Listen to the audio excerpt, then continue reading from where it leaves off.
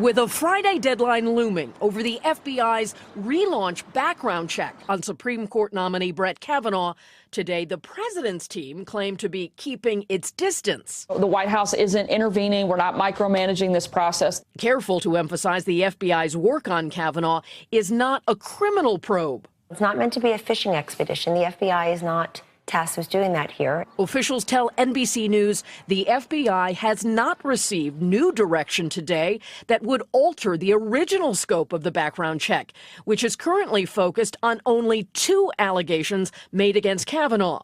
Today, sources close to Christine Blasey Ford say her legal team has not yet been contacted by the FBI after her wrenching public testimony Thursday. Brett groped me and tried to take off my clothes. But the FBI has already contacted Kavanaugh's college-era accuser, Deborah Ramirez, according to her lawyer, who says she will cooperate. Kavanaugh categorically denies any misconduct. I am innocent. Today, Democrats raised doubts about the investigation itself. Finally, we're going to get one, and the question is, are we going to get the kind of investigation that is thorough and fair? It was a good moment when we got that reopened, but now it's going to be on him to make sure this is a credible investigation. This afternoon, the president pushed back, tweeting in part, the Democrats are starting to put out the word that the time and scope is not enough. For them, it will never be enough.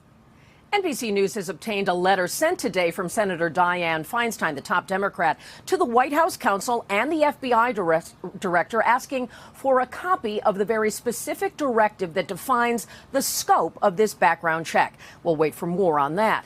And today, an unexpected and personal disclosure from the president's senior counselor, Kellyanne Conway. While she defended Kavanaugh, she argued the judge should not bear the weight of the Me Too movement. Conway acknowledged the pain of women who suffer abuse by saying she knew about it firsthand.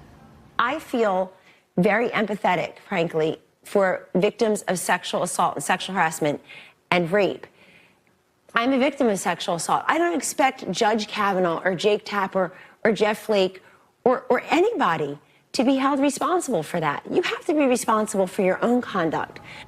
Conway said the victims should be heard, and in this case, the judge should be able to defend himself. Hey, NBC News fans, thanks for checking out our YouTube channel. Subscribe by clicking on that button down here, and click on any of the videos over here to watch the latest interviews, show highlights, and digital exclusives. Thanks for watching.